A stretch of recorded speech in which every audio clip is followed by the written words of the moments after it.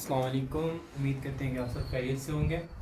तो आज हमारा जो टॉपिक है वो है कंप्लीट चैप्टर नंबर 5। ठीक है, तो हम लोग क्या करेंगे आज इस पूरे चैप्टर के अंदर हम लोग वो टॉपिक स्टडी करेंगे सिर्फ और सिर्फ जो सिलेक्टिव है। ठीक है, जो आप लोगों के सिलेक्टिव टॉपिक हैं जिनसे क्वेश्चंस बन के आ सकते हैं आप लोगों के पेपर्स के अंदर। ठीक है, सिर्फ वही स्टडी करने वाले हैं। ठीक है, कंप्लीट चैप्टर इंशाल्लाह आज हम लोग देखेंगे। कंप्लीट चैप्टर को हम लोग कवर करेंगे along with questions. Important questions भी हम लोग इंशाल्लाह देखेंगे, इनके साथ सॉल्व भी करेंगे और आप लोगों के साथ हम शेयर भी किए जाएंगे। ठीक है, तो याद रखिएगा आज वाला इस लेक्चर को कम्प्लीटली सुनना है। ठीक है, कहीं से स्किप नहीं करना, क्योंकि हर एक टॉपिक पिछले टॉपिक के साथ लिंक हुआ है, तभी क्वेश्चंस की भी समझ आएगी और अगला टॉपिक भी समझ आएगा। ठीक है, ये चीज़ याद रखनी है। और याद रखिए कुछ आप में से नए आएंगे जिनको लिए तो जिन्होंने पहली वीडियोस नहीं देखी हुई ना, तो उनके लिए तो ठीक है। ठीक है, लेकिन जिन्होंने पहले वीडियोस देख चुके हैं उन्हें पता है कि हमने शेयर भी किया था कि हमारी जो पुरानी वीडियोस थी वो डिलीट हुई थी। इस वजह से कंप्लीट एक लेक्चर अपलोड करना है। बेशक इस पर टाइम थोड़ा सा ज़्यादा लग जाएगा, लेकिन कंप्लीट इसमें आप लोगों के पास समझाया जाएगा पूरे चैप्टर नंबर 5। ठीक है, तो टाइम ज़्यादा किए बगैर बढ़ते हैं किस पे, चैप्टर नंबर 5 पे, जिसका नाम है रिएक्शन काइनेटिक्स। ठीक है, रिएक्शन काइनेटिक्स देखेंगे, लफ्ज दो हैं यहाँ पे, एक रिएक्शन है दूसरा काइनेटिक्स है। पहले हम लोग सिर्फ काइनेटिक्स को समझते हैं, काइनेटिक्स क्या होता है। ठीक है, आप लोगों ने काइनेटिक्स को पढ़ा हुआ है। It is study of motion और स्पीड और मोशन को हम लोग काइनेटिक्स के अंदर स्टडी करते हैं। किसको? स्पीड और मोशन को। फिजिक्स के अंदर भी आप लोगों ने पढ़ा था kinetic energy due to motion of the body, तो यहाँ पे भी काइनेटिक्स का लफ्ज आया है। तो काइनेटिक्स हमें बताता है मोशन और स्पीड को। किसको? मोशन और स्पीड को। याद रखें मेन लफ्ज स्पीड, एक स्पीड के बारे में हमें ये इंफॉर्मेशन दे रहा है। लेकिन केमिकल रिएक्शन के अंदर जो मतलब आप लोगों के पास केमिस्ट्री के अंदर तो ऐसा नहीं है। केमिस्ट्री के अंदर तो हम लोग पढ़ेंगे रेट ऑफ रिएक्शन को, कि रिएक्शन कितना तेज होता है। ठीक है, how fast the reaction is. ठीक है, तो इस चीज का जवाब देने के लिए हम लोग यहाँ पे रिएक्शन काइनेटिक्स को पढ़ेंगे। ठीक है, कि रिएक्शन कितना तेजी से होता है। ठीक है, तो इसीलिए हम लोग अब आते हैं केमिकल काइनेटिक्स। केमिकल काइनेटिक्स असल में क्या है? काइनेटिक्स की तो समझ आ गई कि वो तो क्या होता है, स्पीड के बारे में इंफॉर्मेशन देता है, किसी भी चीज़ की स्पीड हो। ठीक है, वो गाड़ी तेज़ी से मूव कर रही है उसकी स्पीड है, इंसान तेज़ी से भाग रहे हैं उनकी स्पीड है, तो किसी भी चीज़ की। लेकिन केमिस्ट्री के अंदर वो केमिकल्स काइनेटिक्स उसको बोला जाता है। काइनेटिक्स के साथ लफ्ज़ केमिकल्स का इस्तेमाल हो गया, तो ये हमें बताते हैं कि रिएक्शन कितने तेज़ी से होते हैं। ठीक है, रिएक्शन कितनी तेजी से होता है, कि रिएक्टेंट जो होते हैं, याद रखना जो रिएक्शन होते हैं ना उसमें रिएक्टेंट्स कंबाइन होकर आप लोगों के पास प्रोडक्ट की फॉर्मेशन करते हैं। सिर्फ हमें ये दो तरह की इंफॉर्मेशन देता है। पहली कि हाउ फास्ट रिएक्शन इज, कि आप लोगों के पास रिएक्शन कैसा हो रहा है। ठीक है, रिएक्शन कितना तेजी से हो रहा है। रिएक्शन कितना तेजी से होने का ये मतलब है कि रिएक्टेंट कितनी जल्दी प्रोडक्ट के अंदर कन्वर्ट हो रहे हैं। और सेकेंड चीज आप लोगों को बताता है ऐसे factors that affect the reaction। ठीक है, और ऐसे फैक्टर्स को हम लोग इसके अंदर स्टडी करेंगे जो कि आप लोगों के पास केमिकल काइनेटिक्स को अफेक्ट करते हैं। मतलब उस रिएक्शन को अफेक्ट करने वाली चीजों को भी आज हम लोग साथ स्टडी करेंगे। केमिकल काइनेटिक ऐसी ब्रांच ऑफ केमिस्ट्री है। ठीक है, ये कंप्लीट एक ब्रांच है। ठीक है, इस केमिस्ट्री की ऐसी ब्रांच है जिसके अंदर हम लोग इस चीज को स्टडी करते हैं कि रिएक्टेंट कितनी जल्दी प्रोडक्ट के अंदर कन्वर्ट होते हैं, और वो प्रोडक्ट के अंदर जब कन्वर्ट हो रहे होते हैं और उस टाइम पे उनको कौन कौन सी चीजें या कौन कौन से फैक्टर्स अफेक्ट कर रहे होते हैं। क्योंकि आप लोग देखो, अगर हम लोग डेली लाइफ से एग्जांपल उठाएं कि एक गाड़ी तेजी से जा रही है, ठीक है, उसके ऊपर ऐसे कौन से फैक्टर्स हैं जो उसकी रिएक्शन की स्पीड को बढ़ा रहे हैं या फिर कम कर रहे हैं। दोनों चीजों को हम लोग स्टडी करेंगे कि भाई हमारे पास अच्छा इंजन या फ्यूल या ऐसी चीजें वो उसकी स्पीड को बढ़ा रही हैं, लेकिन जितना उसके रास्ते में फ्रिक्शन क्रिएट करोगे तो वो उतनी स्पीड उसकी कम होती जाएगी। तो यहाँ पे यही काम होता है कि हम लोग ऐसे फैक्टर्स को देखेंगे कि कौन से ऐसे फैक्टर्स हैं जो कि रिएक्शन की स्पीड को कम या ज्यादा करते हैं। ठीक है, तो इन फैक्टर्स को भी साथ स्टडी करना जरूरी है। तो केमिकल काइनेटिक्स के अंदर हम लोग यही दो चीजें देखने वाले हैं कि रिएक्टेंट कितनी तेजी से प्रोडक्ट के अंदर कन्वर्ट होता है और ऐसे कौन से फैक्टर्स हैं जो उसकी स्पीड को या तो ज्यादा करेंगे या फिर कम करेंगे। ठीक है, तो मतलब यहाँ पर हम लोग इसके अंदर किस को स्टडी करते हैं? Study of rate of reaction. Rate of reaction को स्टडी किया जाता है, study of rate of reaction. तो रेट किसको बोला जाता है? बेसिकली रेट हम लोग बोलते हैं स्पीड को। ठीक है, यहाँ पे हम लोग किसकी रिएक्शन की स्पीड को स्टडी करेंगे, स्टडी किसकी स्पीड को करेंगे, रिएक्शन की स्पीड को स्टडी करेंगे। अब यहाँ पे लफ्ज इस्तेमाल हुए रेट ऑफ रिएक्शन, ये क्या चीज होती है, तो रेट ऑफ रिएक्शन के अंदर आ जाते हैं कि रेट ऑफ रिएक्शन क्या होता है। ठीक है, मैं सिंपल आप लोगों से बात करता हूँ, पहले आप लोग इसको देख लेते हैं। देखिए मैं आप लोगों को साथ रिलेट करके इसलिए पढ़ा रहा हूँ आप लोगों के लिए स्टडी करना आसान हो। ठीक है, आप लोग वहां पे वेलोसिटी पढ़ते आए हो, ठीक है, वेलोसिटी पढ़ी थी ना फिजिक्स के अंदर, क्या होती है, डिस्टेंस डिवाइडेड बाय टाइम। वहां पे आप लोग बोलते हो वेलोसिटी किसकी डिवाइड होती है, डिस्टेंस डिवाइडेड बाय टाइम, मतलब कितना ज्यादा बॉडी डिस्टेंस कवर करती है कितने टाइम के अंदर। लेकिन यहाँ पे डिस्टेंस तो नहीं होता, लेकिन होती तो स्पीड ही है। तो रेट ऑफ रिएक्शन भी स्पीड ऑफ रिएक्शन की बात हो रही है। तो स्पीड के लिए हम लोग क्या बोलते हैं कि change in concentration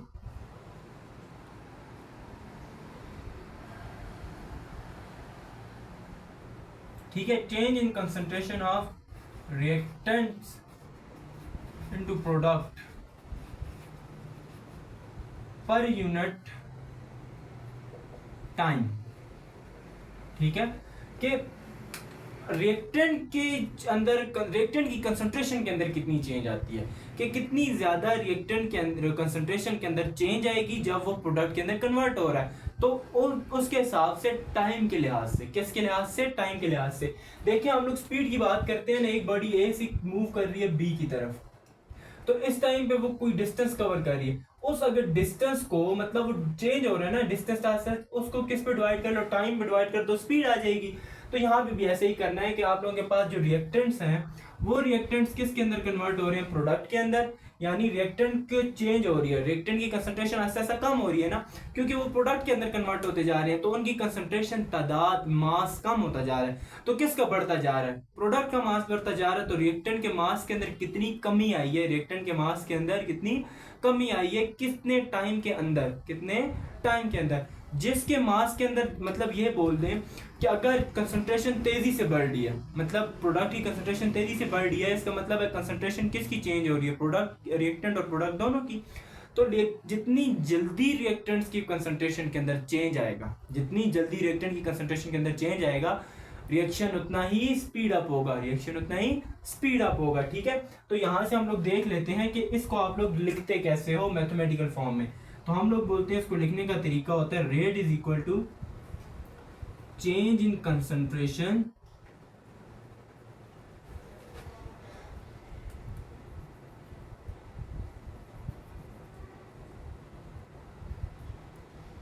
change in concentration per unit, change in time लिखते हो या टाइम टेकन, ठीक है, जैसे आप लोगों की मर्जी। ठीक है, ये हमारे पास होता है रेट।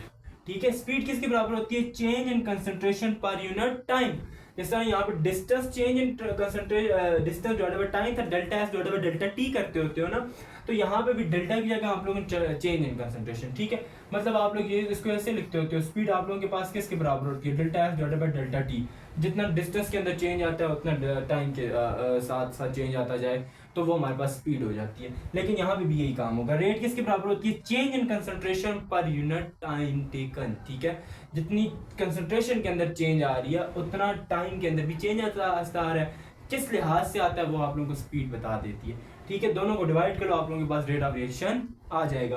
तो देखिए रेट ऑफ रिएक्शन का directly proportional change in concentration के साथ। जितनी ज्यादा चेंज इन कंसंट्रेशन आएगी, मतलब जितनी जल्दी रिएक्टेंट प्रोडक्ट के अंदर कन्वर्ट होंगे, रेट ऑफ रिएक्शन उतना स्पीड अप होगा। ठीक है, और इसको लिखते, मतलब मैथमेटिकल फॉर्म में रिप्रेजेंट कैसे किया जाता है, जो रेट होता है उसको दो तरीकों से रिप्रेजेंट किया जाता है। मैं आप लोगों को लिख के बता देता हूँ। देखें, अगर ए और बी है, ठीक है, ए हमारे पास रिएक्टेंट है, वो कन्वर्ट हो रहे हैं प्रोडक्ट के अंदर बी के अंदर, तो आप लोग इसको इस तरीके से लिखोगे। अगर रिएक्टेंट के लिहाज से लिखते हो, दोनों लिहाज से लिखना बताता हूँ। ठीक है, रेट किसके बराबर है, पहले रिएक्टेंट के हिसाब से लिखो, ये रिएक्टेंट्स हैं और ये प्रोडक्ट है, तो इसको लिख लेंगे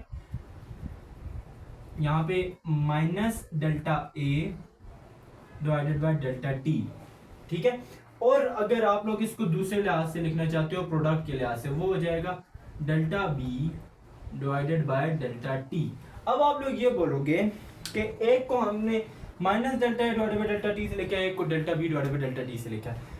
तो मैं आप लोगों को बताता चलूं कि दोनों रेट आपस में बराबर हैं। ठीक है, याद रखना, minus delta A divided by delta T किसके बराबर है, delta B divided by delta T के, ठीक है। ये चीज आपस में बराबर है, लेकिन याद रखो यहाँ पे माइनस साइन आया हुआ है, तो आप लोगों के जहन में आता होगा कि माइनस साइन क्यों लगाया गया है यहाँ पे।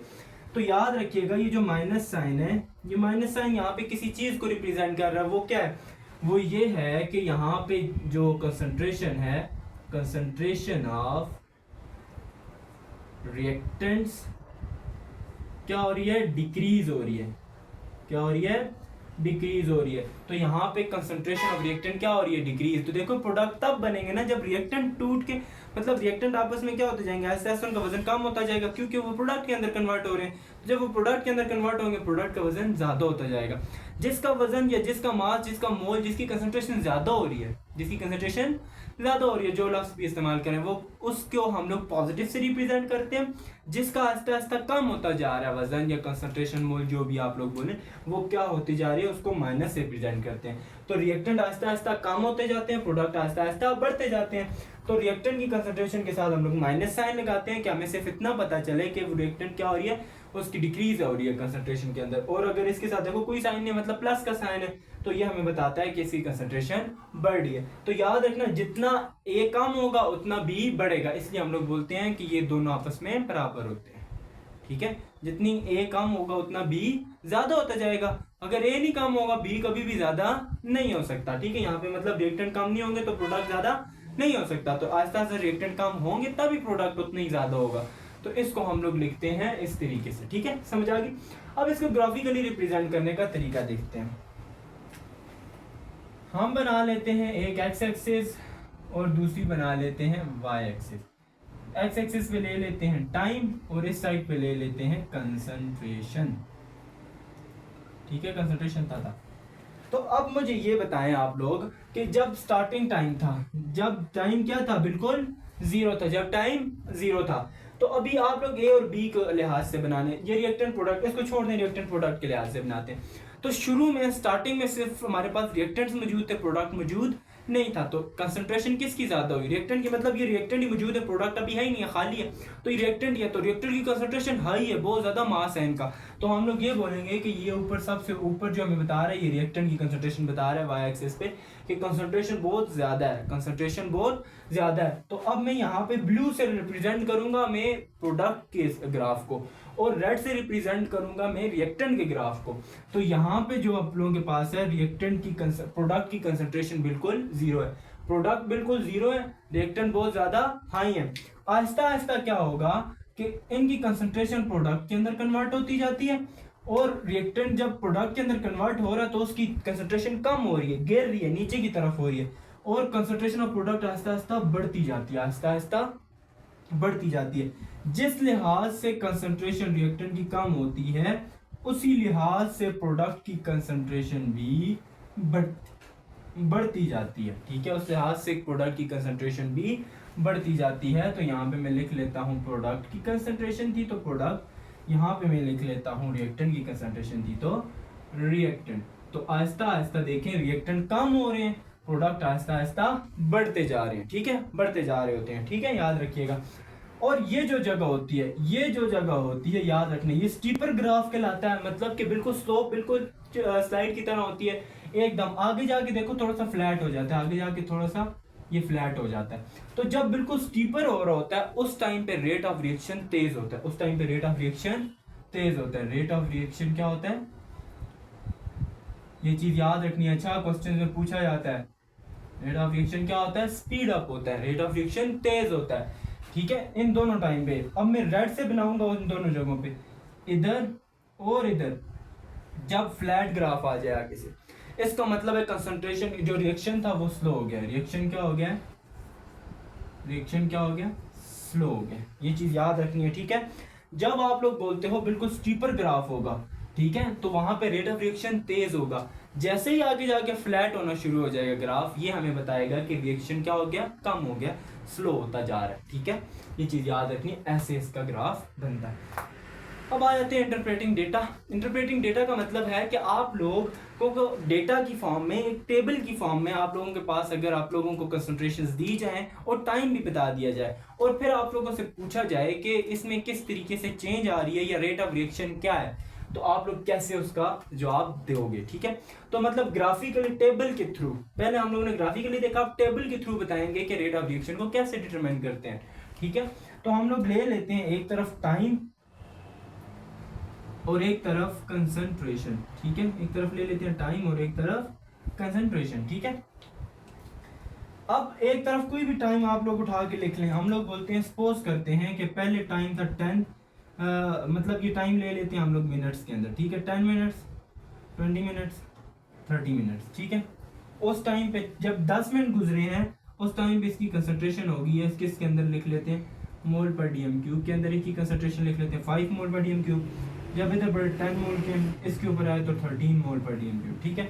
ये चीज हम लोग देख रहे हैं। तो अब आपसे यहाँ पे सवाल किया जाता है कि find rate of reaction at 20 minute या 10 मिनट। देखो 10 मिनट्स में करता हूँ, 20 मिनट्स पे आप कर लेना, ठीक है। एट 10 मिनट्स, तो 10 मिनट्स पे इसकी जो आप लोगों के पास रेट ऑफ रिएक्शन है वो क्या है, ठीक है। 10 मिनट्स पे इसकी रेट ऑफ कंसंट्रेशन क्या है, रेट ऑफ रिएक्शन क्या है। रेट इक्वल टू ऊपर क्या आती है, change in concentration divided by time.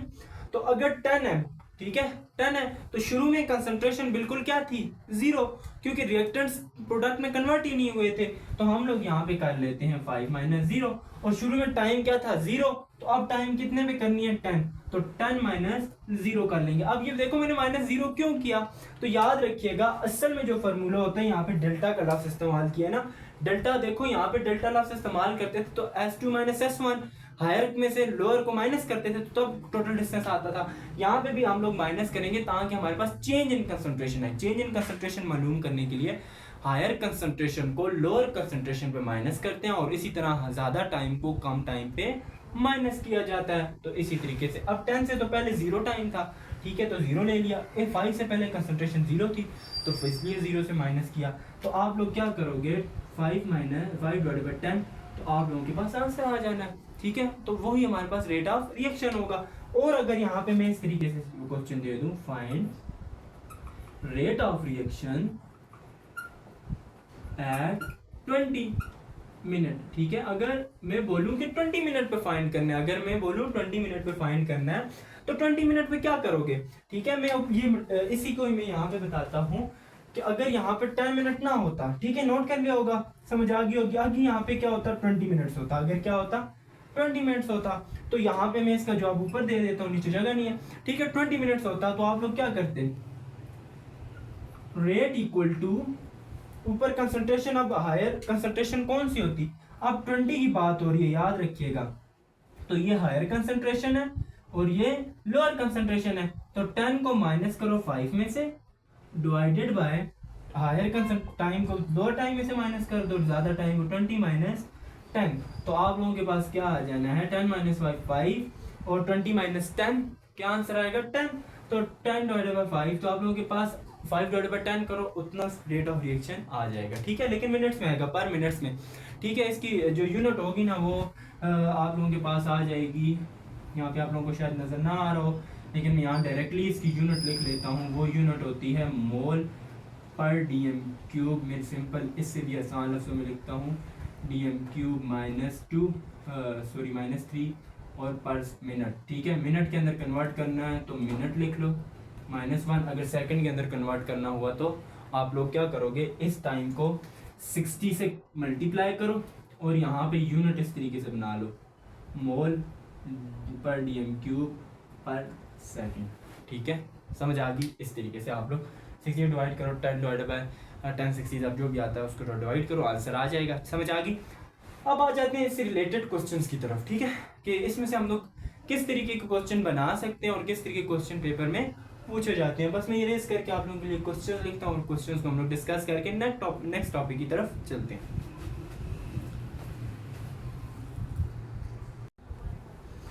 देखें, ये आ गया आप लोगों के पास क्वेश्चंस आप लोगों के लिए, ठीक है।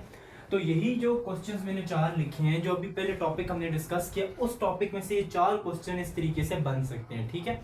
तो अब मैंने जो उसके अंदर मैंने साथ कवर करवाने की कोशिश की है कि आप लोगों को साथ समझ आ जाए, लेकिन मैं यहाँ पे दोबारा डिस्कस कर रहा हूँ। तो मैं सिर्फ डिस्कस कर रहा हूँ इसलिए कि आप लोगों को समझ आ जाए। आप लोगों ने ये क्वेश्चन अपने पास नोट कर लेने और इसके आंसर खुद बनाने की कोशिश करनी है, ठीक है। अपने थॉट इस्तेमाल करें, अपना ज़हन इस्तेमाल करें और खुद से मतलब जो कंसेप्ट आप लोगों ने सीखा है उस कंसेप्ट को खुद लिखने की कोशिश करें, ठीक है। मुश्किल what is meant by rate of reaction, rate of reaction क्या होता है, ठीक है, क्या होता है, change in concentration per unit time is known as rate of reaction, तो उसकी मैथमेटिकल फॉर्म रिप्रेजेंट कर दो, तो ये होता है रेट ऑफ रिएक्शन। सेकंड है if 10 gram of product form in 5 minute what is the rate of reaction. तो मैंने क्या कहा था कि डायरेक्टली अगर क्वेश्चन पूछा जाए कि 10 ग्राम फाइंड मतलब आप लोगों के पास हो रहे हैं, प्रोडक्ट बन रहा है 5 मिनट के अंदर, तो आप लोगों के पास रेट ऑफ रिएक्शन क्या होगा, तो रेट ऑफ रिएक्शन डायरेक्टली आसान है। तो रेट ऑफ रिएक्शन के लिए आप लोग क्या करोगे, ऊपर क्या है 10 ग्राम, तो नीचे क्या है, ऊपर कंसंट्रेशन लिखी जाती है, नीचे टाइम, नीचे कितने 5, तो 10 डिवाइडेड बाय 5 कितना आ गया 2, तो 2 मोल पर आगे लिख लो मोल dm³ मिनट पर मिनट, ठीक है। तो ये इस तरीके से लिख लो, ये इसका आंसर हो गया। इस तरीके से सॉल्व करना इस तरह के क्वेश्चंस आ सकते हैं, ठीक है। तो इस तरह के numericals easily question easily solve होने वाले होते हैं, ठीक है। या आप लोगों ने इसको मुश्किल बनाया हुआ होता है तो इजीली डायरेक्टली सॉल्व हो सकते हैं। तो उसके बाद आगे थर्ड क्वेश्चन की तरफ, तो मैं थोड़ा इसलिए तेज बोल रहा हूँ क्योंकि पूरा लेक्चर कवर करना है, तो आप लोग स्लो करके देख सकते हैं, ठीक है। अब आ जाते हैं how do you calculate the average rate of reaction from given data. तो गिवन जो डेटा दिया गया है इससे आप लोग एवरेज रेट ऑफ रिएक्शन किस तरह फाइंड करो। आप लोगों ने रेट ऑफ रिएक्शन सीखा, एवरेज रेट ऑफ रिएक्शन नहीं सीखा था। तो अब एवरेज रेट ऑफ रिएक्शन से क्वेश्चन आ जाए तो बिल्कुल आसान है। आप लोगों ने रेट लिखना है, एवरेज रेट मैं यहाँ साथ करवा रहा हूँ। आप लोगों ने क्या करना है, average rate, average rate equal to किसके बराबर होता है, लास्ट वाली कंसंट्रेशन को शुरू वाली कंसंट्रेशन से माइनस कर दो, लास्ट वाले टाइम को शुरू वाले टाइम से माइनस कर दो, और लास्ट वाली कंसंट्रेशन को शुरू वाली कंसंट्रेशन से माइनस करके लिख लो। तो पहले कंसंट्रेशन ऊपर होती है ना, हायर जो है 5 minus 10 divided by minus time कितना है 30 माइनस 0, टाइम मिनट्स के अंदर दिया गया और कंसंट्रेशन मोल पर dm³ के अंदर, तो ये आ गया -5 डिवाइडेड बाय 30। तो मिनट्स के अंदर ही फाइंड करना है, तो डायरेक्टली इसको डिवाइड कर दो, आंसर आप लोगों के पास आ जाएगा। तो यहाँ भी याद रखना, आप लोग ये सोच रहे हो कि माइनस साइन क्यों है भाई, स्पीड तो कभी माइनस में, रेट ऑफ रिएक्शन तो कभी माइनस में हो ही नहीं सकता। तो यहाँ पे हमें ये बता रहा है कि आहिस्ता आहिस्ता कमी आ रही है, कंसंट्रेशन के अंदर कमी आ रही है, ये हमें माइनस साइन शो कर रहा है, ठीक है। सिर्फ माइनस साइन यहाँ हमें क्या शो कर रहा है कि स्पीड के अंदर या रेट के अंदर कोई भी इसका फर्क नहीं पड़ रहा, सिर्फ किसके अंदर फर्क पड़ रहा है, कंसंट्रेशन के अंदर। कंसंट्रेशन कम हो रही है, वही हमें बता रही है माइनस साइन की वजह से, ठीक है। ये माइनस साइन हमें ये बता रहा है कि ऐसा ऐसा कंसंट्रेशन कम हो रही है। देखो अगर इससे सॉल्व करने के बाद यहाँ पे माइनस साइन शो हो रहा है ना, पता चल गया कंसंट्रेशन कम हो रही है। उठा के इसमें देख लो, देखो कंसंट्रेशन कैसे कम हो रही है, 10 से 8 पे आई है, 8 से 6.5 पे, 6.5 से दोबारा 5 पे, तो कंसंट्रेशन कम हो रही है। यहाँ माइनस साइन से भी पता चल रहा है वही बात। तो ये बात हमें बताने के लिए माइनस साइन इस्तेमाल हुआ है, वरना स्पीड कभी जीरो नहीं, माइनस में नहीं जाती, ठीक है, याद रखिएगा। अब आ जाते हैं describe how graph are used to integrate the rate of reaction, कि ग्राफ का इस्तेमाल रेट ऑफ रिएक्शन को कैसे डिटरमाइन करता है, कि मतलब आप लोगों को ग्राफिकली रिप्रेजेंट कैसे करते हो रेट ऑफ रिएक्शन को। तो मैंने आप लोगों को ग्राफ बनाना सिखाया था कि आप लोग क्या करते हो, ग्राफ लेते हो इस तरीके से, एक तरफ वाई एक्सिस आ जाती है, एक तरफ एक्स एक्सिस। तो आप लोग बताते हो कि पहले रिएक्शन की कंसंट्रेशन, रिएक्टेंट की कंसंट्रेशन ज्यादा थी, वो आहिस्ता आहिस्ता कम हो रही है, और जो प्रोडक्ट की कंसंट्रेशन है वो पहले 0 थी, फिर आहिस्ता आहिस्ता ज्यादा हो रही है। और बताना है कि कौन सी जगहों पे, देखो स्टीपर ग्राफ जहाँ पे होगा वहाँ पे रेट ऑफ रिएक्शन ज्यादा हो रहा है, जहाँ से आगे जाके फ्लैट हो जाएगा ग्राफ, वो हमें बताता है कि आप लोगों के पास ये प्रोडक्ट होता है रिएक्टेंट, तो ये बताता है आगे से फ्लैट होने का कि रिएक्शन स्लो होता जा रहा है, ठीक है। यही चीज यहाँ पे एक्सप्लेन करनी है, जो पहले मैं यहाँ पे आप लोगों को ग्राफ में रिप्रेजेंट कर चुका था, ठीक है। तो मैंने दोबारा आप लोगों के लिए ग्राफ बना लिया। ऐसे बनाना है, इस टाइप पर टाइम लेना है एक्स एक्सिस पे, वाई एक्सिस पे आप लोगों ने क्या लेना होती है, कंसंट्रेशन। तो कंसंट्रेशन हायर से रिएक्टेंट की कम होती जा रही है, प्रोडक्ट की ज़्यादा, तो यही हमें बताना होता है, ठीक है। तो बताना है कि स्टार्टिंग में देखो रिएक्शन तेज होगा, आहिस्ता आहिस्ता रिएक्शन की स्पीड कम होती जाती है, ठीक है। स्टार्टिंग में रिएक्शन स्पीड अप होता है, आहिस्ता आहिस्ता कम होता जाता है, ठीक है। ये चीज़ आप लोगों के पास देखनी थी। अब आ जाते हैं नेक्स्ट टॉपिक की तरफ आप लोगों के, ठीक है। तो बस ये रेज कर लें।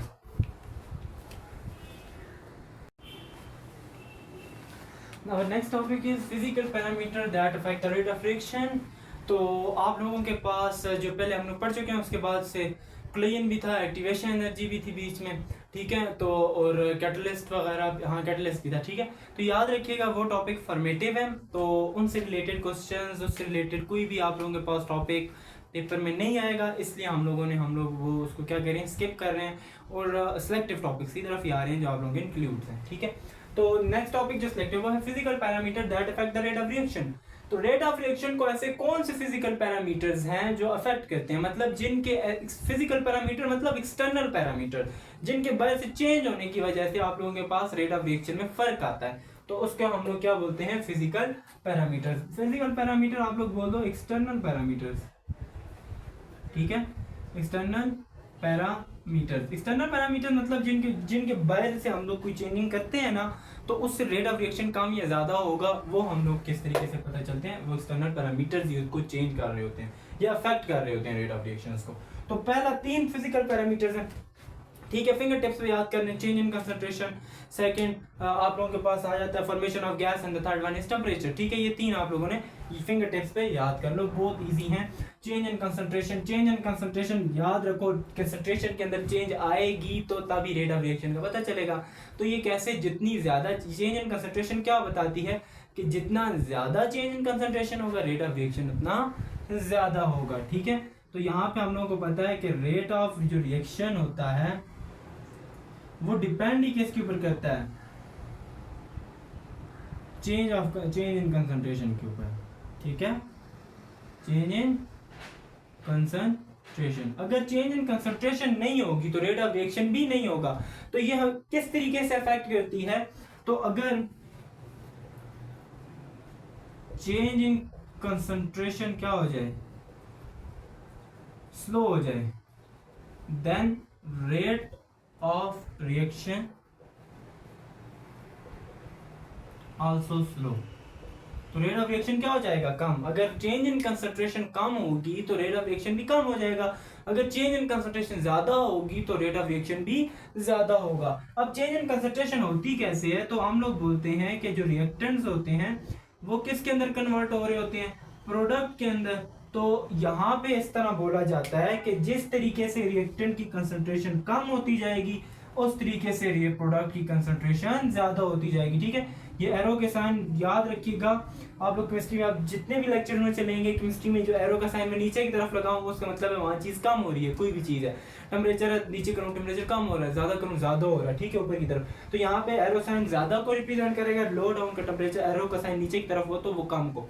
तो यहाँ पे रिएक्टेंट क्या हो रहे हैं, आहिस्ता आहिस्ता कम हो रहे हैं, प्रोडक्ट की कंसंट्रेशन ज्यादा हो रही है। ये चेंज इन कंसंट्रेशन आ रहा है ना, कि रिएक्टेंट की कंसंट्रेशन में कमी आ रही है और इसकी कंसंट्रेशन में ज्यादा हो जा रहा है। तो यही होता है चेंज इन कंसंट्रेशन। जितनी जल्दी, जितनी तेजी से, जितनी स्पीडली ये रिएक्टेंट की कंसंट्रेशन कम होगी और प्रोडक्ट की कंसंट्रेशन बढ़ेगी, रेट ऑफ रिएक्शन उतना ज्यादा होगा। इस तरीके से change in concentration rate of reaction को अफेक्ट करती है, कि जितना चेंज इन कंसंट्रेशन ज्यादा रेट ऑफ रिएक्शन ज्यादा, चेंज इन कंसंट्रेशन कम रेट ऑफ रिएक्शन कम, ठीक है, समझ आ गई। अब आ जाते हैं formation of gas. Formation of gas क्या होती है, जो कुछ रिएक्शन होते हैं, ठीक है, कुछ रिएक्शन ऐसे होते हैं, सब रिएक्शन में क्या होती है, आप लोगों के पास गैस प्रोड्यूस होती है, ठीक है, कुछ रिएक्शन ऐसे होते हैं जिसमें आप लोगों के पास क्या होती है, गैस प्रोड्यूस होती है। और अगर ये गैस जो बनी है, ये गैस जो आप लोगों के पास बनी है, यही वाला मतलब ये जो रिएक्शन हो रहा है, इस रिएक्शन को हम लोग ओपन कंटेनर के अंदर करवाएं, ठीक है, किसके अंदर करवाएं, ओपन कंटेनर के अंदर, ठीक है। जब हम लोग ओपन कंटेनर के अंदर करवाएंगे तो ये गैस क्या हो जाएगी, एस्केप हो जाएगी, निकल जाएगी। मतलब यहाँ पर हम लोग ये बात करने की कोशिश कर रहे हैं कि अगर हमारे पास ये जगह, इधर हम लोगों ने कोई भी रिएक्शन करवाया है, ठीक है, जब ये रिएक्शन हुआ है तो यहाँ से क्या निकल गई है, कोई भी गैस बनी थी वो यहाँ से क्या निकल गई है, बाहर की तरफ निकल गई है। जब गैस बाहर की तरफ निकली, अपने साथ कोई ना कोई वजन तो लेके गई है ना, गैस का कुछ ना कुछ वजन तो आता है ना, तो वही बोलते हैं कि वो मैस वहां से निकल गया, गायब हो गया, मैस के अंदर कमी आ गई। तो मैस के अंदर जब कमी आएगी तो रेट ऑफ रिएक्शन अफेक्ट होगा ना। तो यही हम लोग बोल रहे हैं कि अगर हम लोग ले एक बॉक्स, उसके अंदर गैसेस को रिएक्शन करवाना चाहते हैं, जब गैसेस को रिएक्शन करवाएंगे वो गैसेस तभी रिएक्शन करेंगी जब क्लोज कंटेनर के अंदर होंगी, वरना वो निकल जाएंगी जब उनकी कंसंट्रेशन में ज्यादा नहीं होगी, वो कंसंट्रेशन कम होती जाएगी। क्यों कम हो रही है, क्योंकि वो गैसेस निकल रही है। जब गैसेस निकलेंगी तो मतलब उनके मास के अंदर कमी आ रही है, तो जब कमी आ रही है तो रेट ऑफ रिएक्शन भी क्या हो जाना है, कम हो जाना है, रेट ऑफ रिएक्शन भी कम हो जाना है। तो यही जितने ज्यादा प्रोडक्ट बनेंगे उतना रेट ऑफ रिएक्शन ज्यादा होगा ना। तो जब प्रोडक्ट ही गायब हो गया, निकल गया, तो फिर रेट ऑफ रिएक्शन कम होगा। इसलिए हम लोग क्या करते हैं, ऐसे रिएक्शन जिसके अंदर आप लोगों के पास गैस क्या होती है, प्रोडक्ट में बनती है, ठीक है, ऐसे रिएक्शन जिसमें गैस प्रोडक्ट में गैस प्रोडक्ट होते हैं, तो उसको हम लोग हमेशा किसके अंदर करवाते हैं, क्लोज कंटेनर के अंदर, क्लोज कंटेनर के अंदर करवाना शर्त होती है, ठीक है। मतलब ऐसा एक क्लोज कंटेनर होगा जिसके अंदर आप लोग रिएक्शन को परफॉर्म करवा रहे होगे, ठीक है, जो चारों साइडों से बंद होगा कि गैस एस्केप या निकल ना सके। जब गैस नहीं निकलेगी तो वहां पर अब क्या करेगी, प्रेशर को इंक्रीज कर देगी।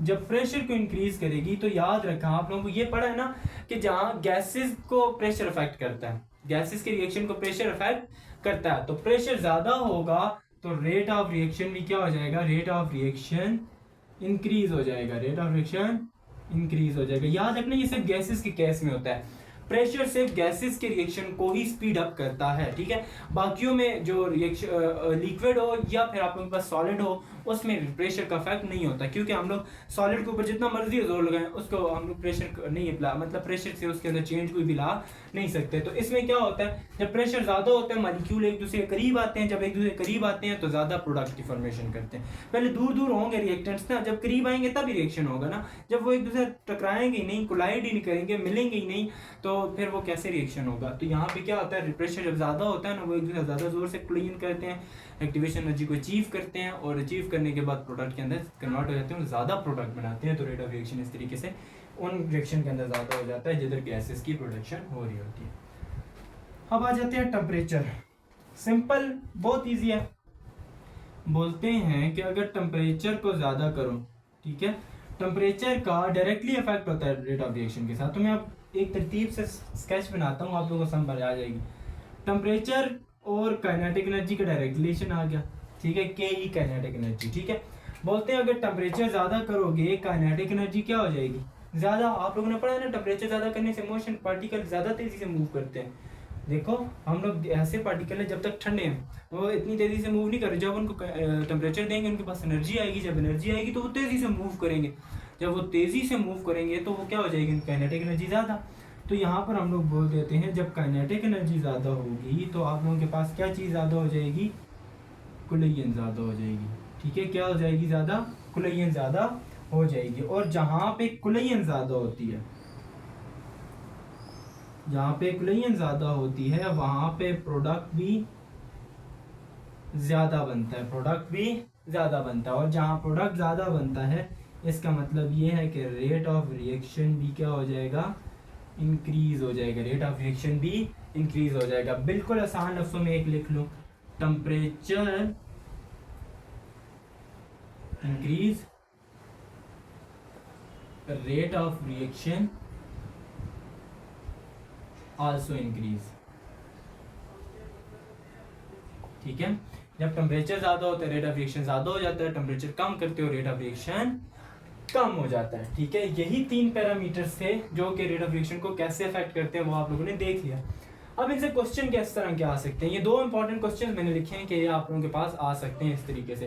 पहला, how does the temperature increase in temperature affect the rate of reaction, कि टेम्परेचर ज्यादा करने से रेट ऑफ रिएक्शन पे क्या फर्क पड़ता है। तो यहाँ से देख के आप लोग बता सकते हो ना कि अभी मैंने बताया कि टेम्परेचर ज्यादा करोगे तो रेट ऑफ रिएक्शन भी ज्यादा हो जाएगा। क्यों ज्यादा होगा, क्योंकि उसके काइनेटिक एनर्जी ज्यादा होगी, वो पार्टिकल तेजी से मूव करेंगे, जब वो मूव करेंगे एक दूसरे ज्यादा कोलाइड करेंगे तो कुलयन इंक्रीज हो जाएगी, जब कुलयन इंक्रीज होती है तो रेट ऑफ रिएक्शन मतलब प्रोडक्ट ज्यादा बनता है, प्रोडक्ट ज्यादा बनता है तो रेट ऑफ रिएक्शन ज्यादा हो जाता है।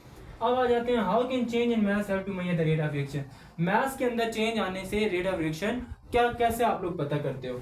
मास का चेंज आना, कंसंट्रेशन का चेंज आना, ठीक है। चेंज इन मास मतलब चेंज इन कंसंट्रेशन, यार यही बात देखी गई है कि जब आप लोग कंसंट्रेशन के अंदर चेंज आता है ना तो वही हमें डायरेक्टली उसको टाइम पर डिवाइड करो रेट ऑफ रिएक्शन निकल आएगा। जितना ज्यादा चेंज ऑफ मास आएगा उतना रेट ऑफ रिएक्शन भी ज्यादा, जितना चेंज ऑफ मास कम होगा, चेंज इन मास कम होगा, रेट ऑफ रिएक्शन उतना कम हो जाएगा, ठीक है। यही था आप लोगों का टॉपिक, इसके रिलेटेड क्वेश्चंस। अब आ जाते हैं लास्ट टॉपिक की तरफ, जो आप लोगों के पास के फूड इंडस्ट्री के अंदर केमिकल काइनेटिक्स का क्या रोल होता है वो देखते हैं, फिर उससे रिलेटेड क्वेश्चंस देखेंगे। फिर याद रखिएगा एक्सरसाइज के क्वेश्चंस भी आज ही मैं आप लोगों के साथ देखने वाला हूँ कि कौन से सिलेक्टिव है कौन से इंक्लूड है, वो निशान लगवा देता हूँ बुक से, और एमसीक्यूज भी जो रिलेटेड है वो भी आप लोगों को मैं करवा देता हूँ आज के लेक्चर के अंदर ही, ठीक है। ये खत्म होने वाला है, इतना ज्यादा लेंथी नहीं है, आप अब थोड़ा सही रह गया, ठीक है। तो अब बस ये रेस करके नेक्स्ट की तरफ बढ़ते हैं। और next topic is last topic है वो role of chemical kinetic in food industry. अब जो केमिकल काइनेटिक्स पीछे पढ़ा है आप लोगों ने रेट ऑफ रिएक्शन के बारे में, उसका फूड इंडस्ट्री के अंदर क्या रोल है, ठीक है, वो हमें बताएगा कि फूड इंडस्ट्री के अंदर कि हम लोग किन किन तरीकों से इसका फूड इंडस्ट्री के अंदर रोल है, कि वो किस तरीके से आप लोगों के पास जो प्रोडक्ट बनते हैं जो डेली लाइफ में यूज़ हम लोग कर रहे हैं, मुख्तलिफ तरह की ब्रेड्स, फ्रूट्स, ये सब कुछ, तो इसमें केमिकल काइनेटिक्स का क्या रोल होता है और हम लोग फूड इंडस्ट्री में इसका क्या से इस्तेमाल करते हैं, ठीक है। पहला हार्वेस्ट टाइम, देखो रेट ऑफ रिएक्शन को ध्यान में रखते हुए, रेट ऑफ रिएक्शन को ध्यान में रखते हुए मतलब कि हमें पता होता है कि कौन सी क्रॉप कौन से टाइम में जल्दी तैयार होती है, मतलब ऐसी कौन सी कंडीशंस हैं जिसमें रेट ऑफ रिएक्शन बढ़ जाएगा और ऐसी कौन सी कंडीशन है जिसमें रेट ऑफ रिएक्शन कम हो जाएगा, ये तो हमने पढ़ लिया ना। तो यही हम लोग क्रॉप्स के ऊपर लगाते हैं कि हमें पता है कि कुछ क्रॉप्स जल्दी तैयार होती हैं, कुछ के ऊपर ज्यादा टाइम लगता है। अब ऐसी कौन सी क्रॉप्स हैं जो सर्दियों में अंदर तैयार होंगी, ऐसी कौन सी क्रॉप्स हैं जो गर्मियों के अंदर तैयार होंगी, क्योंकि रेट ऑफ रिएक्शन हर गर्मियों और सर्दियों में चेंज हो जाता है ना। तो हम लोग यही तो नहीं हो सकता कि जो तैयार होने वाली, आप देखो आम गर्मियों में होते हैं, उसको उठा के सर्दियों में गाओगे तो रेट ऑफ रिएक्शन वहाँ स्लो होता है सर्दियों में, क्योंकि ठंड होती है तो टेम्परेचर कम होता है, तो वहाँ पे वो नहीं तैयार होंगे, लेकिन गर्मियों में जल्दी तैयार होंगे क्योंकि रेट ऑफ रिएक्शन बढ़ जाता है। तो मतलब हर एक जो क्रॉप होती है, हर एक फ्रूट जो होता है, उसके लिए रेट ऑफ रिएक्शन बाहर वाली कंडीशन पे डिपेंड करता है। तो हम लोग क्या करते हैं कि ये सारा कुछ हमें पता होता है ना, तो केमिकल इंडस्ट्री का मतलब केमिकल काइनेटिक्स इंडस्ट्री में ये रोल होता है कि वो हमें बेस्ट टाइम बताती है, बेस्ट टाइम के बारे में इंफॉर्मेशन देती है कि बेस्ट टाइम पे हम लोग ऐसी कौन सी बेस्ट क्रॉप को उगा सकते हैं या क्रॉप ग्रो कर सकते हैं, किस टाइम पे, ऐसे टाइम पे जब उसके अंदर फुल ऑफ न्यूट्रिएंट्स हो, मतलब और ज्यादा देर तक फ्रेश रह सके, और हम लोग इसको कितना ज्यादा प्रॉफिट या प्रोडक्ट बना के प्रॉफिट कमा सकते हैं। क्योंकि हम देखो अगर हम लोग यही काम सर्दियों में करना शुरू हो जाए कि भाई क्या अब हम आम सर्दियों में उगाएं, तो हम बेशक जितना मर्जी उसको दें, लेकिन उसकी तादाद में कमी आएगी ना, कि अब जिस तरह गर्मियों में उनकी तादाद ज्यादा बढ़ती है, प्रोडक्ट ज्यादा बनता है, अब सर्दियों में तो वैसा नहीं होगा क्योंकि कंडीशंस चेंज होगी, रेट ऑफ रिएक्शन कम हो गया तो प्रोडक्ट कम बनेगा। तो यही चीजें हमें कौन बताता है, केमिकल काइनेटिक्स से इससे हार्वेस्टिंग टाइम का पता चलता है हमें, कि हम लोग ऐसे कौन से टाइम पे ऐसी क्रॉप उगाएं कि उससे ज्यादा फसल बने और ज्यादा फायदा हमें हो। तो ये फूड इंडस्ट्री वाले ऐसा ही करते हैं कि ऐसी बेस्ट क्रॉप उगाते हैं उस कंडीशन के अंदर कि प्रोडक्ट ज्यादा बन सके, क्योंकि प्रोडक्ट जितना ज्यादा बनेगा फूड इंडस्ट्री को उतना ज्यादा फायदा होगा, तो ये वहां पर इस्तेमाल होता है। Second, preventing spoilage. स्पॉइलेज का मतलब, प्रिवेंट का मतलब होता है बचाना, स्पॉइलेज का मतलब होता है खराब, ठीक है, खराबी से बचाना, कि हम लोग फ्रूट या उसको कैसे खराबी से बचा सकते हैं। तो हम लोग कैसे इसको बचा सकते हैं, रेट ऑफ रिएक्शन को स्लो करके। रेट ऑफ रिएक्शन को अगर हम लोग क्या कर देते हैं, स्लो कर देते हैं, अगर रेट ऑफ रिएक्शन क्या हो जाता है, स्लो हो जाता है, तो आप लोगों के पास वो खराब नहीं होगा जल्दी, ठीक है। तो ये कैसे, केमिकल काइनेटिक्स से हमें पता चला है ना। तो ऐसे हम लोग क्या करें कि रेट ऑफ रिएक्शन में इसका स्पॉइलेज रेट कम हो जाए, स्पॉइलेज रेट जब कम हो जाए, जब स्पॉइलेज रेट कम होगा तो हम लोग क्या करेंगे, उसको ज्यादा देर तक इस्तेमाल कर सकेंगे। मतलब मैं आपको एग्जांपल दूं कि देखो हम लोग बाहर से फ्रूट लाते हैं ना, डायरेक्टली घरों में लेके जाते हैं, वो 2 दिन के बाद खराब हो जाते हैं, क्योंकि हम लोगों ने उसको बाहर रखा होता है ना, क्योंकि बाहर टेम्परेचर और होता है, फ्रिज के अंदर टेम्परेचर और होता है। अगर वही हम लोग लें और फ्रिज के अंदर रख लें, ठीक है, वो ज्यादा देर तक इस्तेमाल कर सकेंगे ना, क्यों, वहां पे टेम्परेचर कम हो गया, टेम्परेचर कम हो गया, रेट ऑफ रिएक्शन कम हो गया, वो खराब जल्दी नहीं होंगे। तो प्रिवेंटिंग स्पॉइलेज का मतलब है स्पॉइलेज रेट को कम करना, खराबी से उनको बचाना, कि वो आहिस्ता आहिस्ता खराबी की तरफ जाए, एकदम जल्दी खराबी की तरफ ना जाए। तो मैंने एग्जांपल दी कैसे हम लोग मार्केट से फ्रूट लाते हैं, कोई भी चीज़ लाते हैं, अगर हम लोग वो बाहर रखते हैं, देखो सपोज करो हम लोग बनाना ले आते हैं या मैंगो ले आते हैं कोई भी, तो अब वो देखो 2 दिन रखोगे, 3 दिन रखोगे, तो वो अगर बाहर रखे हुए, ठीक है, तो बाहर वो ख़राब हो जाएंगे, फिर आप लोग देखोगे भाई इतने ज़्यादा पक गए, इतने ख़राब हो गए, हम खाने के काबिल नहीं है, तो आप लोग क्या करोगे, वो तो फिर फेंकने के काबिल है। तो अगर वही उठा के फ्रीज़र के अंदर रख लो, फ्रीज़र में टेम्परेचर कम होता है तो वो ज़्यादा अरसे तक चल सकते हैं ना। तो इस तरीके से हम लोग स्पॉइलेज रेट को कम कर सकते हैं। थर्ड है रैपनिंग कंट्रोल। रैपनिंग कंट्रोल याद रखो, स्पॉइलेज कंट्रोल भी इसी तरीके से होता है। रैपनिंग कंट्रोल का क्या मतलब होता है, रैपनिंग का मतलब होता है पकना, ठीक है, इसके ऊपर कंट्रोल। रैपनिंग कंट्रोल का मतलब है कि हम लोग इसको कैसे इतना कंट्रोल करें कि ये फिक्स टाइम पे, फिक्स टाइम के अंदर, याद रखना, फिक्स टाइम के अंदर मार्केट के अंदर पहुंच सके, ठीक है, मार्केट के अंदर, शॉप के अंदर, जो आप लोग बोलो हो सके, मतलब ट्रांसपोर्ट इजी हो जाए इसकी, इसको ट्रांसपोर्ट करना इजी हो जाए, हम लोग उसके पकने के ऊपर ऐसा क्या करें कि कैसे कैसे कंट्रोल करें कि वो बेस्ट टाइम के अंदर बेस्ट क्वालिटी के साथ आप लोगों के पास मार्केट के अंदर अवेलेबल हो जाए। ठीक है, तो मतलब मैं इसे फिर एग्जांपल से समझाता हूँ रैपनिंग कंट्रोल को कैसे किया। रैपनिंग कंट्रोल का मतलब उसको पकने पे कंट्रोल, मैं एग्जांपल से समझाता हूँ। देखो, अगर हम लोग बोलें कि हम लोगों ने कोई ऐसी जगह ले लें जहाँ पे फ्रूट्स बनते हैं, कोई ऐसा, देखो मुल्तान है, जैसे मुल्तान में आम बनते हैं, तो आम प्रोडक्ट ज़्यादा होती है। अब मुल्तान से लाने हैं किसी ऐसे शहर में जो वहाँ से आने में 1 दिन या 2 दिन लग जाते हैं। अब हम लोग मुल्तान से ट्रांसपोर्ट करना चाहते हैं उसको किसी और शहर की मार्केट के अंदर, कि वहाँ पे हम लोग ट्रांसपोर्ट करेंगे, वहाँ से ट्रेडिंग करेंगे। ठीक है, तो अब वहाँ से ट्रांसपोर्ट करेंगे, रास्ते में टाइम गुजरेगा ना, 1 दिन का 2 दिन का जितना भी टाइम गुजरे, ट्रक वगैरह टाइम इतना ले लेते हैं। तो जब वो, अगर हम लोग डायरेक्टली उनको पका हुआ उतारेंगे, पका हुआ निकालेंगे ना, उनको पेटीज के अंदर बंद किया और शिफ्ट कर दिया। जब शिफ्ट करेंगे, रास्ते में आप लोगों को पता है इतना टेम्परेचर होता है और ये सारी चीज़ें अफेक्ट करती हैं। जब तक वो मार्केट में पहुंचेगा, जब तक वो पहले जाएगा वहाँ पे उसको, तो मतलब कि हर आगे फिर, तो आप लोगों को पता है मार्केट में एक बड़ी मार्केट होती है, उधर से जाते हैं, आगे से होलसेलर्स लेते हैं, तो कितना 2-3 दिन लग जाते हैं। तो वही अगर डायरेक्टली पका हुआ आएगा, तो वो अगर हम लोग लेके मार्केट के अंदर सेल करने के लिए जाएंगे, तब तक तो वो क्या हो जाएगा, खराब हो जाएगा, क्योंकि हम लोगों ने लाया ही पका हुआ है। तो उसके अंदर रेट ऑफ रिएक्शन तो नहीं रुका हुआ, रेट ऑफ रिएक्शन तो चल रहा है, क्योंकि टेम्परेचर हो रहा है, रेट ऑफ रिएक्शन चल रहा है, तो वो अब वहाँ पे रिएक्शन जो भी फ्रूट है उसके अंदर चल रहा है, तो वो ज़्यादा पकना शुरू हो जाएगा। अब आप लोग देखो, जब वो पका हुआ, ऐसे ज़्यादा पका हुआ मार्केट के अंदर पहुँचेगा, तो कोई उसको खरीदेगा नहीं। आप लोग अपने ऊपर ही ले लें, आप लोग जब भी फ्रूट लेने जाते हैं, आप लोग देखते हो भाई ताज़ा जो है वो लें।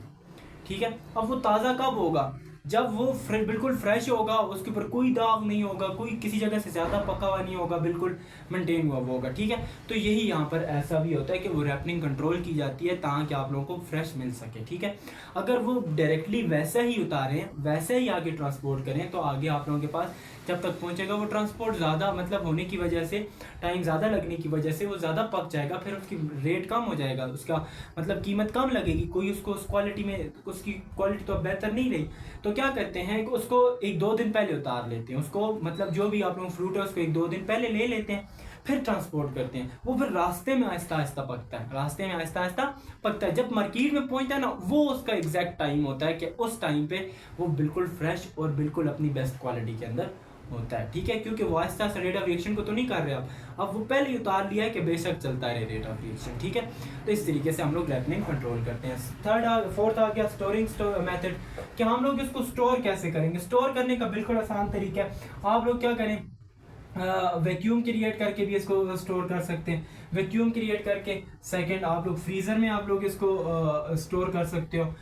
तो स्टोरेज मेथड बहुत ज़्यादा इजी है। ठीक है, वैक्यूम के अंदर कैसे, आप लोगों ने प्लास्टिक बैग्स देखे होंगे, बड़ी बड़ी मार्केट्स में जाओ, नहीं देखे तो आप लोग देखे होंगे कि जो बाहर की दुनिया, मतलब बाहर के अब्रॉड है, वहाँ पे कंट्रीज में क्या होता है, इस तरीके से प्लास्टिक बैग्स होते हैं, ऊपर से सील हुए हुए होते हैं, बिल्कुल सील हुए होते हैं, उसके अंदर आप लोगों के पास क्या पड़े होते हैं, फ्रूट्स पड़े होते हैं। जब सील हुए होते हैं तो इसके अंदर से बिल्कुल गैसेस को क्या कर दिया जाता है, गैसेस को निकाल लिया जाता है, तो अंदर क्या बचा हुआ होता है, वैक्यूम होता है। क्या होता है, वैक्यूम होता है। तो हम लोग इस तरीके से इसको क्या कर सकते हैं, कंट्रोल कर सकते हैं। ठीक है, स्टोर कर सकते हैं। ठीक है, तो देखो अब इसके पास कोई टेम्परेचर, कुछ ह्यूमिडिटी, मतलब टेम्परेचर ना, आप लोगों के पास कोई ह्यूमिडिटी, कोई गैस इसके पास नहीं है, वाटर वेपर्स भी निकल गए हैं, आप लोगों के पास यहाँ से ह्यूमिडिटी भी निकल गई है, गैसेस भी, ऑक्सीजन वगैरह जो गैसेस निकल गई हैं, तो ये वैक्यूम बन गया। तो जब वैक्यूम बन जाएगा तो इसका अब ये ज़्यादा देर तक हम लोग इसको स्टोर कर सकेंगे। या फिर आप लोग कर लो फ्रीज़र के अंदर इस्तेमाल करो। फ्रीज़र क्या होता है, ठंडा होता है ना, तो जब ये कूल होगा, तो जब कूलिंग होगी तो आप लोगों के पास रेट ऑफ रिएक्शन क्या हो जाएगा, स्लो हो जाएगा।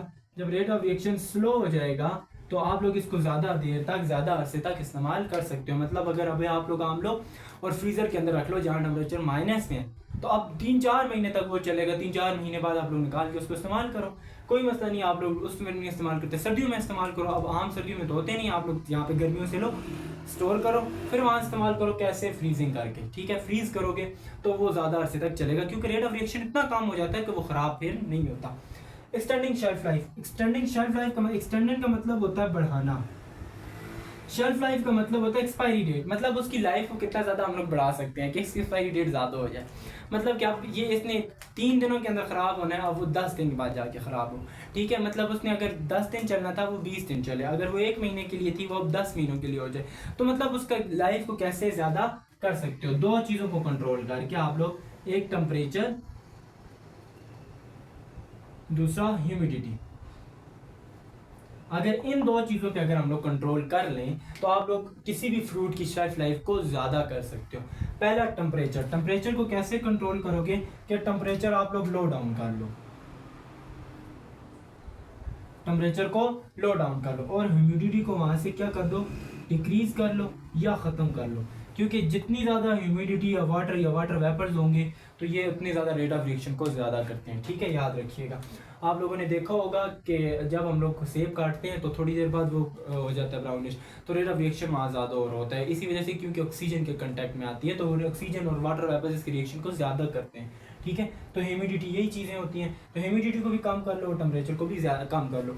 जब इन दो चीज़ों को कम करोगे ना, किसी भी फ्रूट के जो आप लोगों के पास शेल्फ लाइफ है वो ज़्यादा हो जाएगी, वो ज़्यादा अरसे तक आप लोगों के पास इस्तेमाल हो सकेगा। ठीक है, यही काम यहाँ पे हुआ है, टेम्परेचर को लो किया तो तभी वो ज़्यादा अरसे तक हमारे पास चल सका। ठीक है, ये था एक्सटेंडिंग शेल्फ लाइफ। ठीक है, अब इससे रिलेटेड क्वेश्चन इस तरीके से बनते हैं, 4 क्वेश्चन है। पहला, how does maintaining proper temperature help in preventing the quality of product during transportation. बोलते हैं कि टेम्परेचर को कंट्रोल करके हम लोग बेस्ट क्वालिटी में फूड को एक जगह से दूसरी जगह ट्रांसपोर्ट कैसे करते हैं। मतलब कि ट्रांसपोर्टेशन में टेम्परेचर को क्या क्या रोल होता है, कि मतलब कि टेम्परेचर को हम लोग मेंटेन कर लिया तो ऐसा क्या होगा कि वो ट्रांसपोर्टेशन में हेल्प कर रहे हैं। देखो हमने क्या कहा, टेम्परेचर को कंट्रोल करोगे ना, टेम्परेचर को कम कर दो, मतलब कि किसी ऐसी जगह पे हम लोग मतलब बॉक्स के अंदर या किसी ऐसी जगह पे जहाँ टेम्परेचर कम है उसके अंदर बंद करके हम लोग ट्रांसपोर्ट करते हैं तो रेट ऑफ रिएक्शन बेशक कम हो जाएगा।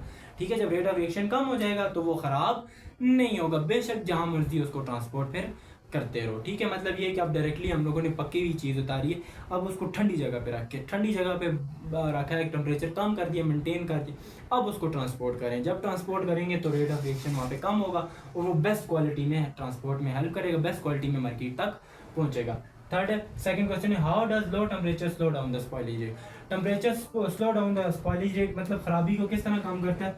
अगर टेम्परेचर को कम करेंगे तो आप लोगों के पास रेट ऑफ रिएक्शन भी क्या हो जाएगा, कम हो जाएगा। अगर रेट ऑफ रिएक्शन कम हो जाएगा तो स्पॉइलेज रेट भी कम हो जाएगा। उसके बाद है, how does storing food in vacuum slow the spoilage rate. बोलते हैं कि अगर आप लोग वैक्यूम क्रिएट करके रेट ऑफ रिएक्शन को मतलब स्लो डाउन कैसे कर सकते हो, कि आप लोग अगर इस तरीके से रखते हो कि ख़राब नहीं होती फिर चीज़ें। मतलब आप लोग स्पॉइलेज रेट को कैसे कम कर सकते हो कि आप लोग उसको किसी छापर के अंदर रखो और उसको वैक्यूम क्रिएट कर दो, उसके अंदर सारी हवा निकाल के उसको बिल्कुल सील पैक कर लो, बंद कर दो। जब उसको हवा नहीं मिलेगी तो वो स्पॉइलेज रेट कैसे कम हो जाएगा। अभी मैंने क्या कहा, वहाँ से क्या निकल जाती है, ह्यूमिडिटी ख़त्म हो जाती है, मतलब ऑक्सीजन गैस भी निकल जाती है और साथ में वाटर वेपर्स भी वहाँ से निकल जाते हैं। जब ऑक्सीजन और वाटर वेपर्स निकल जाते हैं तो आप लोगों के पास फिर वहाँ पे रेट ऑफ रिएक्शन कम हो जाता है। जब रेट ऑफ रिएक्शन कम हो जाता है तो वो स्पॉइलेज रेट कम हो जाता है, ख़राब होने जो होती है स्लो डाउन हो जाता है रेट उनका, ख़राब होने का आहिस्ता आहिस्ता ख़राब होते हैं। फिर आगे next last question, why is controlling ripening use for shipping. तो शिपिंग के लिए आप लोगों के पास कंट्रोल, रैपनिंग को क्यों कंट्रोल किया जाता है, जो मैंने यहाँ समझाया कि ताकि वो बेस्ट क्वालिटी में, ताकि आप लोगों के पास वो बेस्ट क्वालिटी में फुल न्यूट्रिएंट्स के साथ बेस्ट शेप के साथ आप लोगों के पास मार्केट तक पहुंच सके, इसलिए हम लोग रैपनिंग कंट्रोल शिपिंग के दौरान करते हैं। ठीक है, रैपनिंग कंट्रोल इसलिए की जाती है ताकि वो बेस्ट क्वालिटी में बेस्ट आप लोगों के पास न्यूट्रिएंट से फुल, मतलब उसमें कोई दाग कुछ भी ना हो, इस वजह से आप लोग उसको ट्रांसपोर्ट में हेल्पफुल करता है कि मतलब हम लोग रैपनिंग कंट्रोल करके उसको शिपिंग में भेज सकते हैं, शिपिंग कर सकते हैं, उसकी एक जगह से दूसरी जगह उसको भेज सकते हैं। यहाँ तक ही था आप लोगों का टॉपिक, समझ आ गई होगी इंशाल्लाह। पूरा चैप्टर कवर हो गया रिलेटेड क्वेश्चंस के साथ। अब आ जाते हैं बुक पे, बुक से रिलेटेड क्वेश्चंस आप लोग देख लें जो आप लोगों के इंक्लूड है इस चैप्टर के, तो वो निशान लगा लें और वैसे ही क्वेश्चंस को सॉल्व करने की कोशिश करें। मैं आप लोगों को साथ साथ बता देता हूँ और पहले MCQs निकाल लें। मैं आप लोगों को बुक का पेज नंबर बताता हूँ, अपने पास खोल लीजिए।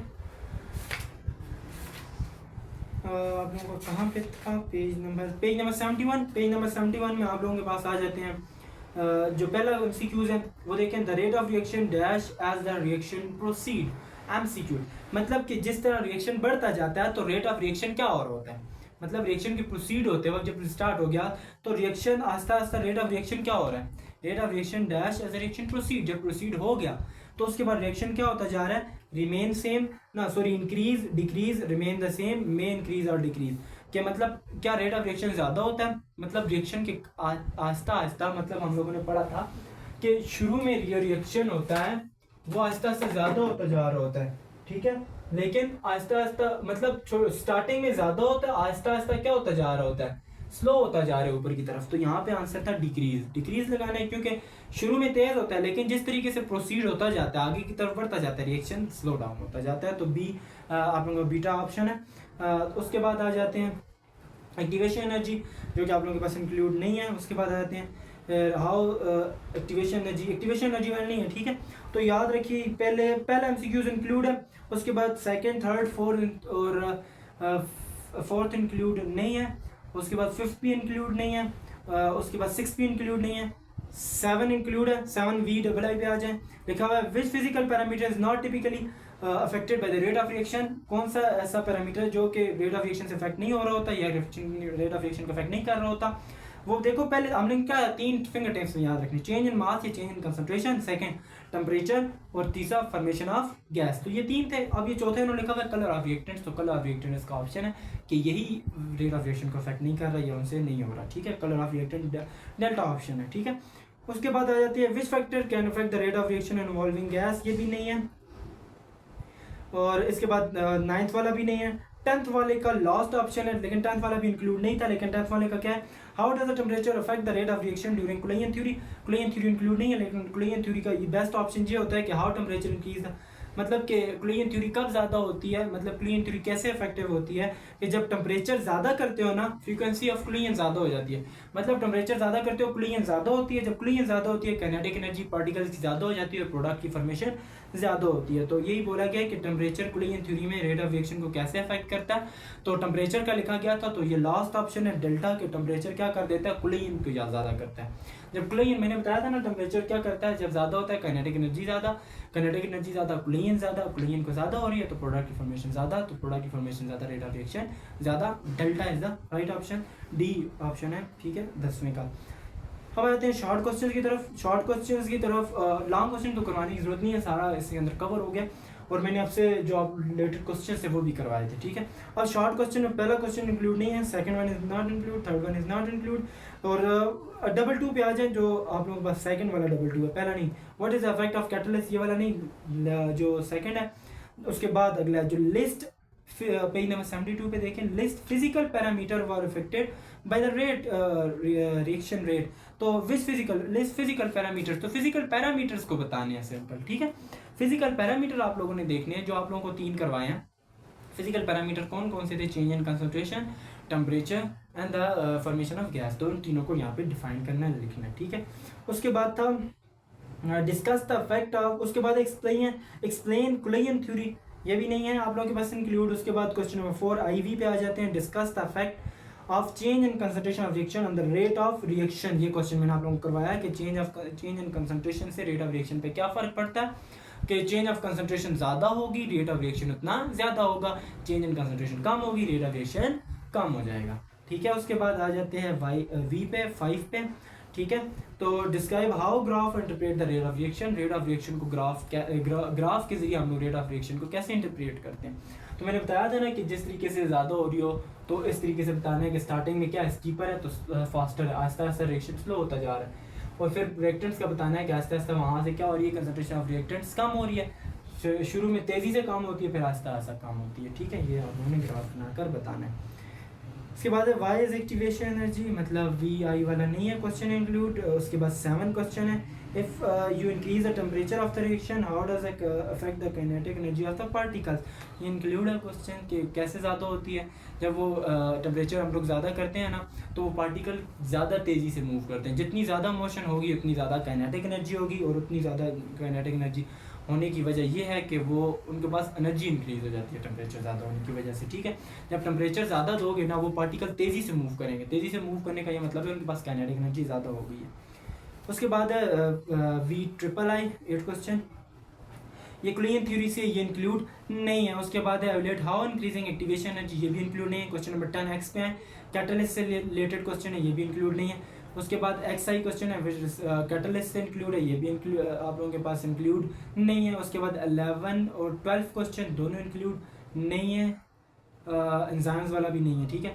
और लास्ट क्वेश्चन है analyse how temperature control during transportation affect the quality of product, अभी मैंने क्या बताया यहाँ पे ये वाला क्वेश्चन, तो यही क्वेश्चन आप लोगों के पास आ गया कि टेम्परेचर कंट्रोल करने से क्वालिटी ऑफ प्रोडक्ट पे क्या इफेक्ट पड़ता है। कंट्रोल करोगे तो रेट ऑफ रिएक्शन मतलब क्वालिटी बेस्ट होगी, ठीक है। बेस्ट क्वालिटी में अगर ट्रांसपोर्ट कर रहे हो तो आप लोगों के पास टेम्परेचर मेंटेन करना ज़रूरी है, क्योंकि टेम्परेचर रेट ऑफ रिएक्शन को कंट्रोल करता है। रेट ऑफ रिएक्शन टेम्परेचर मतलब इनका डायरेक्ट रिलेशन है। टेम्परेचर कम करके ट्रांसपोर्ट करोगे तो ये बेस्ट क्वालिटी में पहुंचेगा। अगर टेम्परेचर ज़्यादा हुआ तो रेट ऑफ रिएक्शन ज़्यादा हो जाएगा, तो वो ट्रांसपोर्ट कर रहे हो फूड तो वो रास्ते में ही ख़राब हो सकती है, ठीक है। यही था आप लोगों के पास टॉपिक। तो इंशाल्लाह मिलते हैं इंशाल्लाह नेक्स्ट लेक्चर की तरह। नेक्स्ट लेक्चर में वो हम मिलेंगे चैप्टर नंबर 6 का। चैप्टर नंबर 6 का हाफ पार्ट मैंने आप लोगों को वीडियो में मिल चुका होगा। नेक्स्ट पार्ट आप लोगों को इंशाल्लाह मिलेगा नेक्स्ट लेक्चर के अंदर, क्योंकि देखिए अब हम लोग चैप्टर नंबर 5 को कम्प्लीटली पढ़ने के लिए आ गए थे, इसलिए वो हमारे पास रह गया था, ठीक है।